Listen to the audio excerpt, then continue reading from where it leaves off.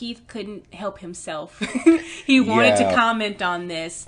I've never seen 2.5 Men. Yeah. He has, and here and there, I'm admittedly not.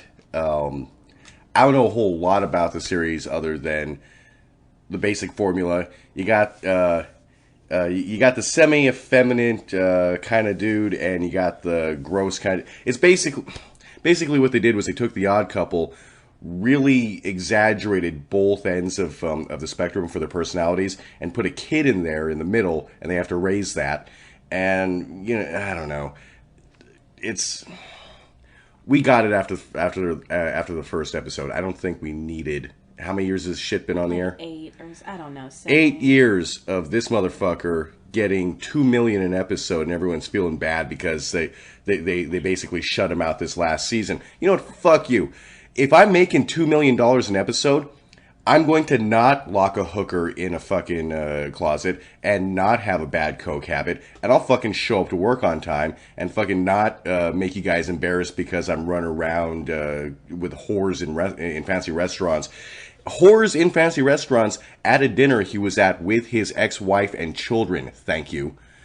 Because the guy has to be the center of fucking attention all the time. But does he have a morality clause in his contract? Look, personally... It's a valid question. Yeah, I don't know, but personally, I don't see this as a matter of morality. I don't see anything wrong with hookers and coke. Of course you don't. No, look...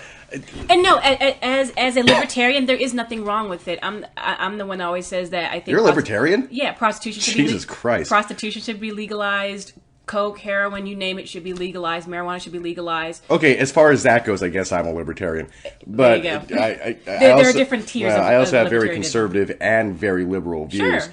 It's a hybrid. I think that all the gays and lesbians should be able to get married, and it should be mandatory that they own guns to keep them safe from the rednecks. Or how about take the guns away from the rednecks? No, you don't take guns away from people just because they're poor white trash. I know. You take them away from them because if they happen to be criminals. Yeah. Now, everyone has the right to bear arms, as it is. Yes. Just as everyone has the right to get married, to be with with whomever they choose. All that, but that we're off topic. Once again, as you guys can probably hear, Keith has a very strong opinion about the matter. Well, to me, it almost seems like his behavior was a huge part in this. It almost seemed like he wanted them to dump him. But so he didn't have to show up to work so he could fucking get his contract paid out. Was he showing up to work? Was he on time? Apparently, according to him, he was on time. He was showing up. He was delivering. The show was doing just fine. No. It seemed like all this hooker shit and whatever was getting in the way. No, he was saying, I showed up. Where were you? From what I remember, they shut down production because he went to rehab, and he left rehab early and showed up there. The only reason they were closed was because his ass was still supposed to be in a rehab clinic getting better. But instead he's like, nah, I don't have to deal with my addiction. I'm just going to go back to work. Hey, where'd everyone go? They're taking a break because your ass, motherfucker. I believe on Piers Morgan he said that he cured himself. Once again, I have not been following the Charlie Sheen thing because frankly, guys, I could give a fuck less about some guy who's making $2 million an episode, who's having a hard time with his coke habit, or that might be be dropped from, or not might be, is being dropped from a sitcom that was widely successful. He's made his money. I don't give a shit. But we do kind of have to cover this kind of thing because I am announcing right here, Electric Tiara is going to soon be covering television as well as film. Yes. That means we're going to release video reviews for sitcoms. Yeah, commentaries, things like that. Actually, it doesn't, not just sitcoms, anything on TV that we either really loved or really fucking hated. And anything in between. Yeah, well, I mean... whatever we feel like talking about.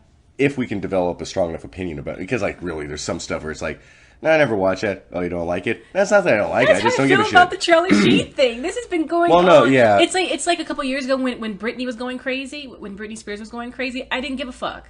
I just did not care. The thing is, I didn't give a shit initially, but people have been talking about it so much, I can't go anywhere without hearing about it. So finally it reached a boiling point. I'm like, okay, fine, fuck it. What's okay, let me see what's going on with it.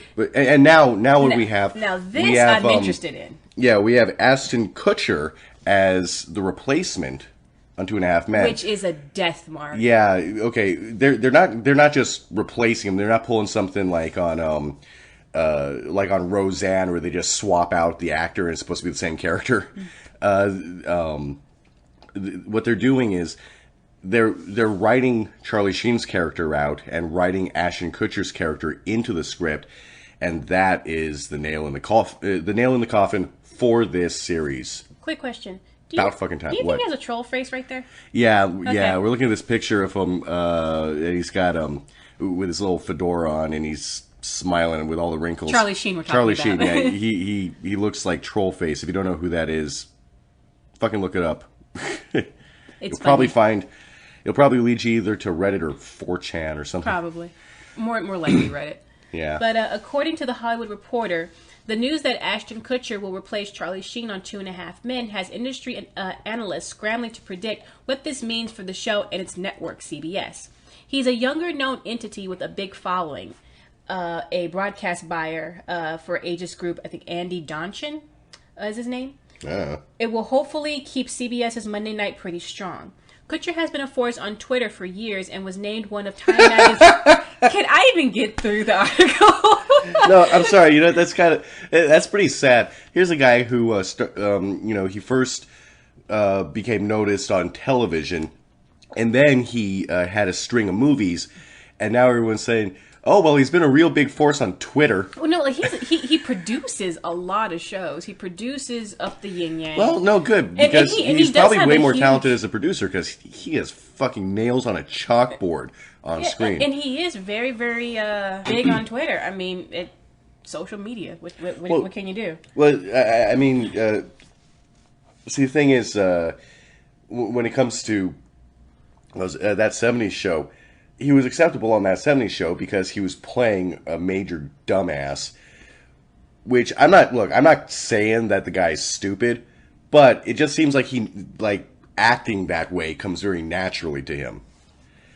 So unless this 2.5 Men character is going to be Kelso 2.0. I think he's grown up. Son of Kelso.